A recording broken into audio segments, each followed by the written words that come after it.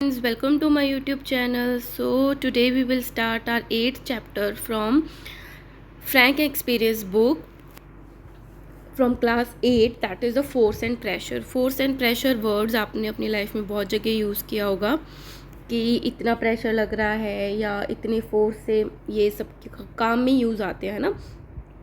But scientific way में science क्या कहती है, साइंस इसको कैसे यूज़ करती है, वो सब कुछ हम इसमें पढ़ेंगे इस चैप्टर में. कितने टाइप्स का फोर्स होता है, प्रेशर क्या होता है.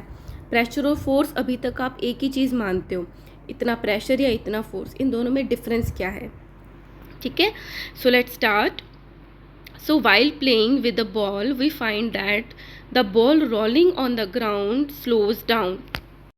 Also sometimes changes is direction of motion. और कभी कभी क्या देखते हो कि कभी जो बॉल है अगर आपने उसको पुश किया नीचे ज़मीन पे तो एक तो वो आगे जाके रुक गई, और कभी आप देखते हो कि उसकी डायरेक्शन चेंज हो गई. जैसे कि आपने दीवार पे उसको मारा तो उसकी डायरेक्शन चेंज हो के आ गई.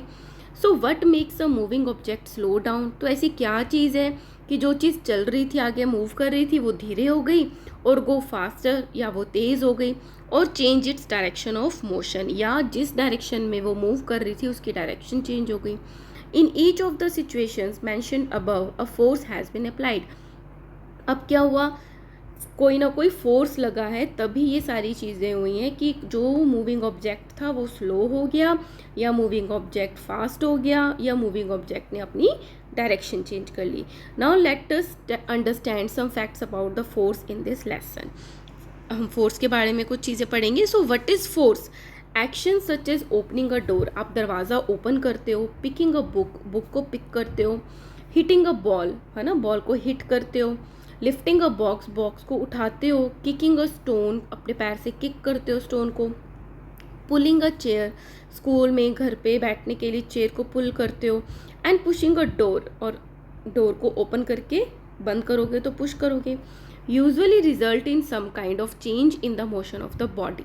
तो यहाँ पे जो बॉडी वर्ड यूज़ हुआ है ये ऑब्जेक्ट के लिए यूज़ हुआ है, जैसे कि डोर, बुक, बॉल, तो वो कोई भी बॉडी हो सकती है.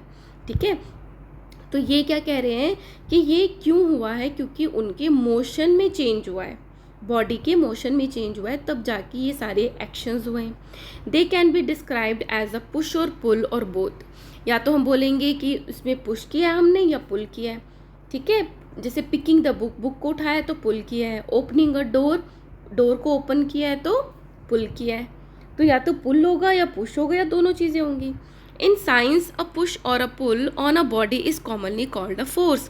तो साइंस में हम अगर किसी बॉडी पे हम पुश कर रहे हैं या पुल कर रहे हैं तो उसी को हम फोर्स कहते हैं. Thus, the force can be defined as a push or a pull which changes or tend to change the state of rest or uniform motion of a body or its direction or shape. तो force की क्या definition हुई कि वो उसमें पुल भी हो सकता है, पुश भी हो सकता है, जिससे ऑब्जेक्ट की जो सिचुएशन है, जो स्टेट है, वो चेंज हो सकती है. अगर वो रेस्ट पर है तो वो मूव हो सकती है, मूव पर है तो वो रेस्ट में आ सकती है. रेस्ट मतलब रुकी हुई.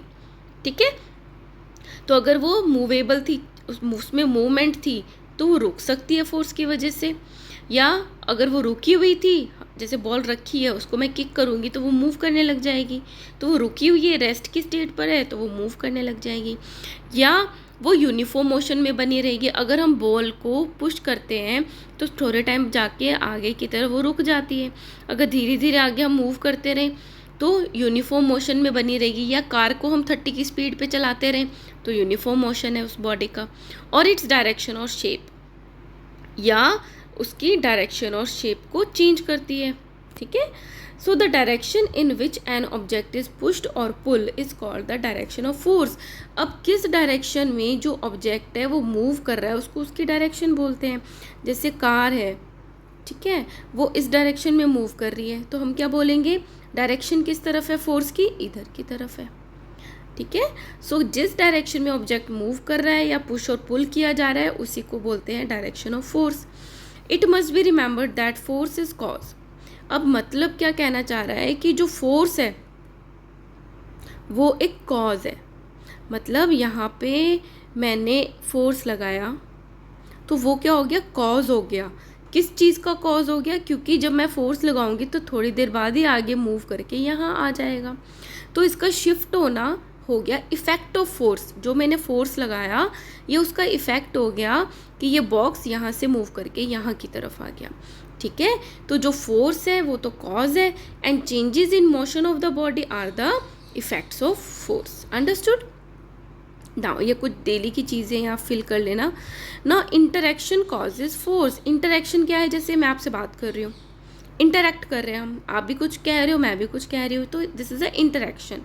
तो फोर्स में भी क्या होता है कि इंटरेक्शन की ज़रूरत होती है, और इंटरेक्शन के लिए टू बॉडीज़ की ज़रूरत होती है। जैसे बॉल रखी है, मैं उसके पास में खड़ी हूँ, तो क्या वो बॉल मूव करेगी? नहीं, जब तक मैं उसको हाथ से या पैर से किक नहीं कर देती, हाथ से पुश नहीं कर देती, तब तक तो वो मूव ही नहीं करेगी। So for interaction to happen, अगर इंटरेक्शन करना है at least two bodies are require. तो मिनिमम टू बॉडीज़ चाहिए। One on which the force is applied, एक वो चीज़ जिस पे फोर्स लगाएंगे, and the other that apply the force, और दूसरा जो फोर्स लगाएगा। ठीक है, तो दोनों चाहिए। The two bodies must interact with each other for force to come into play, और दोनों को आपस में इंटरैक्ट करना पड़ेगा ताकि फोर्स लगे। अब खड़े खड़े तो वो बॉल मूव नहीं कर जाएगी, इंटरैक्ट करना पड़ेगा। So in case there is no interaction between the two bodies, अगर कोई इंटरेक्शन होगा ही नहीं टू बॉडीज़ के बीच में, no force will come into play to show its effect. तो क्या होगा? कोई फोर्स ही नहीं लगेगा। अगर मैं खड़ी हूँ, बॉल वहीं रखी है, मैंने उसको ना किक किया ना उठाया, नथिंग, तो हमें कोई फोर्स दिखेगा ही नहीं, ना ही कोई मोशन में चेंजेस दिखेगा। ठीक है, तो फोर्स दिखने के लिए कोई इफेक्ट ही नहीं लगेगा क्योंकि फोर्स ही नहीं लगा, इंटरेक्शन ही नहीं हुआ। In other words the force arises due to the interaction between the two bodies. तो इससे हम क्या समझें कि फोर्स तभी लगता है जब टू बॉडीज़ के बीच में इंटरेक्शन होता है। Okay, now exploring forces in actual practice, more than one forces act on a body at a same time. अब नॉर्मली बात की जाए तो कोई भी अगर कोई ऑब्जेक्ट है तो उस पर एक से ज़्यादा फोर्स लगा हुआ होता है। The effect produced by all the forces collectively is equivalent to a single force refer to as a resultant force. अब क्या है, यहाँ पे एक बॉक्स रखा है, ठीक है, और यहाँ से कोई फोर्स लग रहा है, यहाँ से कोई फोर्स लग रहा है, इधर से भी लग रहा है, इधर से भी लग रहा है। तो ये क्या लग रहे हैं? बहुत सारे फोर्सेस इकट्ठे लग रहे हैं।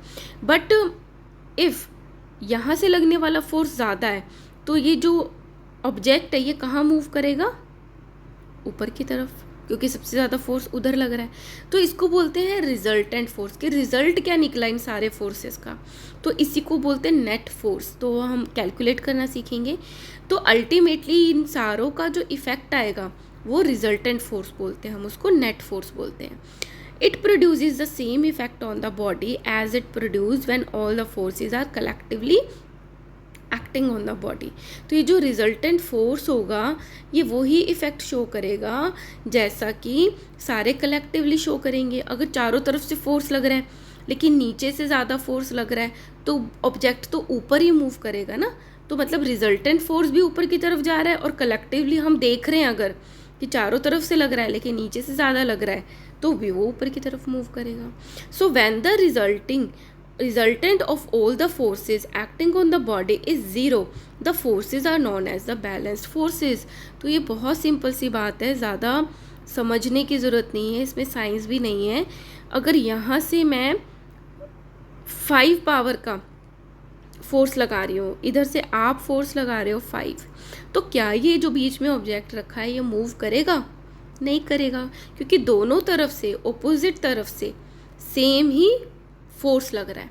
तो ये ऑब्जेक्ट यहाँ रहेगा। तो ऐसे बैलेंसेस को हम बोलते हैं बैलेंस्ड फोर्सेस, क्योंकि जो रिजल्टेंट फोर्स है वो तो ज़ीरो है, क्योंकि इधर से भी 5 लग रहा है, इधर से भी लग रहा है। तो अल्टीमेटली फोर्स कितना लग रहा है? इस पर डिफरेंस निकाले तो 0, उस पर कोई फोर्स ही नहीं लग रहा क्योंकि दोनों ने हमने एक दूसरे को नलीफाई कर दिया। ठीक है, सो यही चीज़ बोल रहे हैं, when the resultant balance forces can not it produces the same effect on the body of all the forces acting on a body is zero, the forces are known as the balance forces। जब resultant force 0 है तो उसको balance forces कहेंगे। Balance forces can not change the speed of a moving body और produce any motion in a stationary body. अगर कोई body है, कोई ऑब्जेक्ट है, वो मूव कर रहा है और उस पर बैलेंस फोर्स है, मतलब हर तरफ से सेम तरीके का फोर्स लग रहा है, तो उस पर कोई चेंज ही नहीं आएगी, वो उसी स्पीड से चलती रहेगी। और सिमिलरली अगर कोई ऑब्जेक्ट रुका हुआ है, उस पर दोनों तरफ से या सब तरफ से एक ही फोर्स लग रहा है, तो भी उसमें कोई चेंज नहीं आएगा, उसमें कोई मोशन नहीं आएगा अगर कोई स्टेशनरी रुका हुआ है। So however balance forces में change the shape and the size of the body. अब ये क्या कह रहे हैं, कोई कैन है, आपने कोल्ड ड्रिंक पिया, यहाँ से भी मैंने 5 का पावर का अपने हाथ से पावर से फोर्स लगाया, इधर से भी लगाया, तो ये क्या होगा, क्रश हो जाएगा, है ना।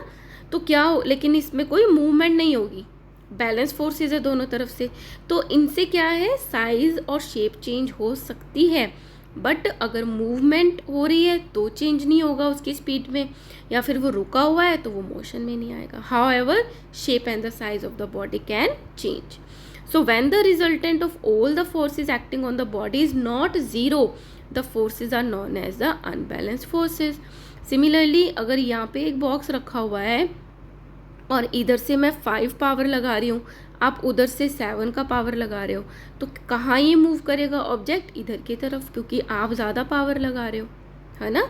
तो ऐसे फोर्सेस को हम बोलते हैं अनबैलेंस्ड फोर्सेस।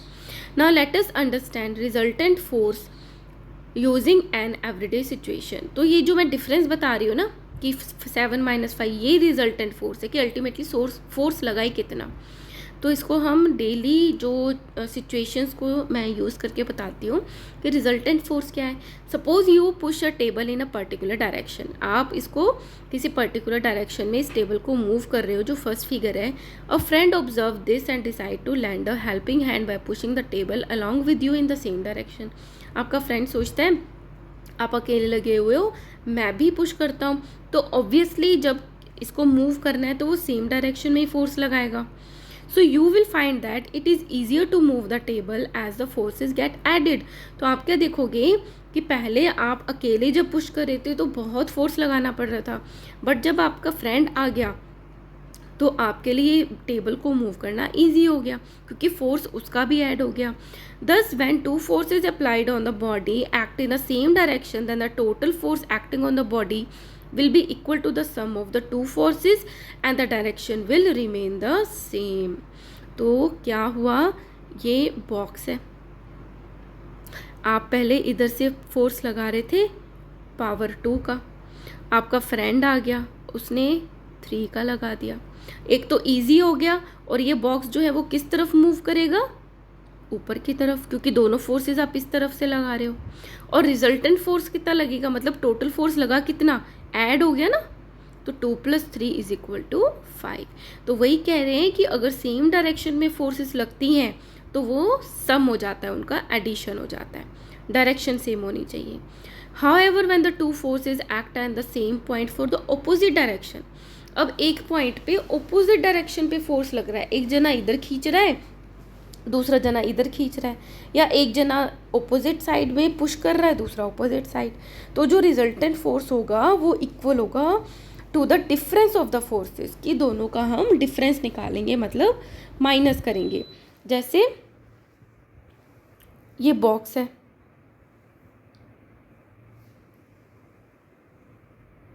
ठीक है, और मैं तो यहाँ से पुश कर रही हूँ कि मुझे ये बॉक्स उधर खिसकाना है, 10 पावर लगाई मैंने, ठीक है, और इधर से आप आ गए, आपने बोला नहीं मूव करना, आपने और ज़्यादा पावर लगा दी 12, तो अल्टीमेटली क्या होगा, ये जो बॉक्स होगा वो इधर की तरफ मूव कर जाएगा, क्योंकि आप ज़्यादा पावर लगा रहे हो। तो इसका जो रिजल्टेंट फोर्स होगा कि फाइनली इस पर फोर्स कितना लग रहा है, ऑपोजिट डायरेक्शन में है ना, तो आप ऐसे ही समझ सकते हो 12 - 10 = 2 का इस पर रिजल्टेंट फोर्स लगेगा, ठीक है। तो जब भी ऑपोजिट डायरेक्शन में एक लाइन पे फोर्स लगता है तो उनका हम डिफरेंस निकालते हैं, ठीक है। और the direction will be along the greater force, और वो कहाँ मूव करेगी, जहाँ पे ज़्यादा फोर्स लग रहा है। This can be explained with the help of an example of a game of tug of war in which 2 teams pull a rope in opposite direction. तो ये हम कैसे समझ सकते हैं, ये जो टग ऑफ वॉर है, यहाँ पे टीम्स बन जाती हैं और दोनों के बीच में एक लाइन होती है, इधर से भी वो पुल करते हैं, दूसरी टीम भी पुल करती है, तो जो ज़्यादा पुल करेगी दूसरी तरफ वो रोप जो है वो मूव कर जाएगी. So the member of both the teams pull the rope in their direction. The team that applies the greater force wins the game. ठीक है. अब बात आती है यूनिट्स ऑफ फोर्स. यूनिट क्या है? जैसे आप सब्जी खरीदने जाओगे मार्केट में, फ्रूट्स खरीदोगे, तो आपको बोलोगे इतने केजी दे दो, है ना, वेट. वो समझ जाएगा इसको केजी में चाहिए. आप बोलोगे इतने ग्राम चाहिए, तो वो ग्राम में देगा. तो ये क्या है? एक यूनिट हो गई वेट को तोलने के लिए. इसी तरीके से आप बोलोगे इतना किलोमीटर है, इट मीन्स आप डिस्टेंस को मेजर कर रहे हो. इतना मीटर है कपड़ा, तो अब आप उसकी लेंथ को मेजर कर रहे हो.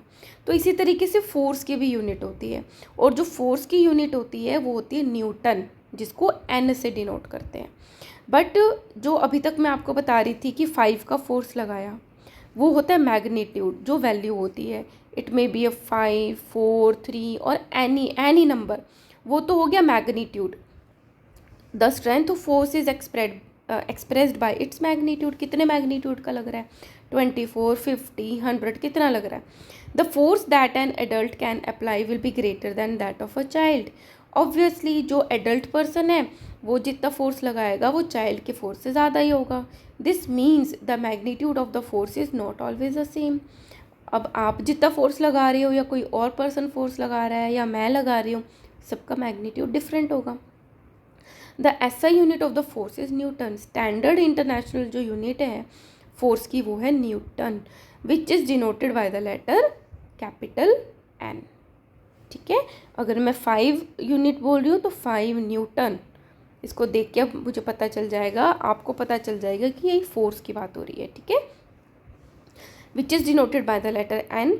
The CGS unit of the force is dyne. और जो CGS यूनिट है वो फोर्स की होती है डायन. अब 1 न्यूटन में 1 लाख डायन्स होते हैं. ठीक है. The other unit of the force is kilogram force, that is KGF. This is not a movie. KGF movie की बात नहीं हो रही है. This is a kilogram force and a gram force. अब देखते हैं किलोग्राम फोर्स क्या होता है. The force required to vertically lift a body of a mass 1 kg is called the kilogram force.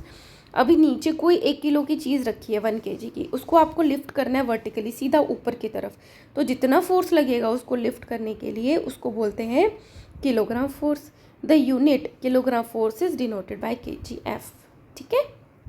उसको समझ आ गया ना, KGF कितना फोर्स लग रहा है. The force required vertically to lift a body of a mass 1 gram. अगर 1 ग्राम को आपको लिफ्ट करना है ऊपर की तरफ, तो आप बोलोगे कितना फोर्स लगाया? ग्राम फोर्स लगाया. The unit gram force is denoted by GF. So 1 kgf is equal to 1000 GF. अब क्या होता है, जैसे हम kg होता है, kg में कितने ग्राम्स होते हैं? 1000. इसी तरीके से अगर k हटा दें तो वो हो जाएगा 1000. k का मतलब ही 1000 होता है ना. सो कितना हो गया? 1 kgf is equal to 1000 GF. Along with the magnitude of the force, the direction in which it acts is also taken into account. अब क्या है, फोर्स में एक चीज़ है कि मैग्नीट्यूड की अगर बात करते हैं कि 5 न्यूटन का फोर्स लग रहा है, तो फोर्स की किस डायरेक्शन में लग रहा है वो भी बहुत ज़्यादा इम्पॉर्टेंट है. तो हम उसको ऐसे डिनोट करते हैं कि किस तरफ किस डायरेक्शन में फोर्स लग रहा है. So along with the magnitude of the force, the direction in which it acts is also taken into account. वो भी देखना पड़ता है. So force has magnitude as well as direction. Force का मैग्नीट्यूड भी होता है कितना फोर्स लग रहा है, और उसकी डायरेक्शन भी होती है. ठीक है. नाउ हम बहुत सिंपल से न्यूमेरिकल्स कर लेते हैं. ये लेती हूँ. 2 boys pull a rope from 2 ends with a force equal to 200 Newton each. एक रस्सी है, 2 बॉय लेफ्ट एंड राइट से इसको पुल कर रहे हैं. ठीक है. पुल कर रहे हैं मतलब इधर से कोई पुल कर रहा है, दूसरा इधर पुल कर रहा है, और दोनों फोर्स कितना लगा रहे हैं? 200 न्यूटन का, और ये भी कितना लगा रहा है? 200 न्यूटन का. सो what is the resultant force on the रोप? आप बताओ. रिजल्टेंट फोर्स क्या होगा? सेम ही फोर्स से दोनों तरफ पुल कर रहे हैं लेकिन ऑपोजिट डायरेक्शन में. तो हम क्या निकालते हैं? डिफरेंस निकालते हैं. ऑपोजिट में हमेशा डिफरेंस निकालते हैं. So forces are acting along the same line but in the opposite direction. Therefore resultant force is equal to 200 newton minus 200 newton is equal to 0. Thus the resultant force acting on the rope is 0. Understood? Now second is 2 person are pushing a heavy box in the same direction. अब 2 लोग हैं, ये एक box है और same direction में इसको पुल कर रहे हैं, पुश कर रहे हैं, ठीक है। तो क्या हुआ, ये बॉक्स हो गया और जिनका मैग्नीट्यूड है, अगर एक पर्सन इधर पुश कर रहा है तो दूसरा भी सेम डायरेक्शन में कर रहा है। एक 200 न्यूटन का फोर्स लगा रहा है, दूसरा 150 का, तो रिजल्टेंट फोर्स कितना होगा, सेम ही डायरेक्शन में है, तो क्या होगा, ऐड हो जाएगा। The forces are acting along the same line in the same direction, एक ही डायरेक्शन एक ही लाइन में है, तो resultant force is equal to 200 newton plus 150 newton is equal to 350 newton. Thus the resultant force acting on a box is 350 Newton. Third is 2 person are pushing a heavy box in the opposite direction. अब जो 2 लोग हैं वो क्या कर रहे हैं, एक बॉक्स को पुश कर रहे हैं ऑपोजिट डायरेक्शन में, जैसे एक इधर पुश कर रहा है, एक इधर। इसमें क्या है कि जैसे ये बॉक्स है, इसमें क्या है, इसमें 2 पर्सन पुश कर रहे हैं, एक इस डायरेक्शन में एक इस डायरेक्शन में, ऑपोजिट फोर्सेस लगा रहे हैं, बट दोनों का जो मैग्नीट्यूड है वो सेम नहीं है। एक लगा रहा है 400 न्यूटन की फोर्स से, दूसरा लगा रहा है 220 से। तो सबसे पहले हमने देखा कि ऑपोजिट डायरेक्शन में, तो हम डिफरेंस निकालेंगे। So 400 newton minus 220 newton is equal to 180 newton. तो जो रिजल्टेंट फोर्स लगेगा वो कैसा होगा, 180 न्यूटन का। और किस तरफ ये जो बॉक्स है वो मूव करेगा, जो जिस डायरेक्शन में ज़्यादा फोर्स लग रहा है, तो ये इस तरफ जाएगा। सो दस the resultant force of 180 Newton act on the box along with the direction of 400 Newton. Okay, here I am stopping this video. In next video we will study about the effect of force, कि force लगाते हैं तो उसका क्या effect आता है।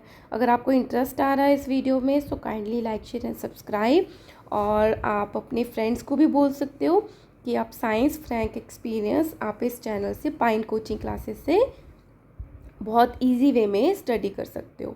और comment करके ज़रूर बताना कि आप स्टडी करते हो तो आपको कैसा लगता है। Thank you so much.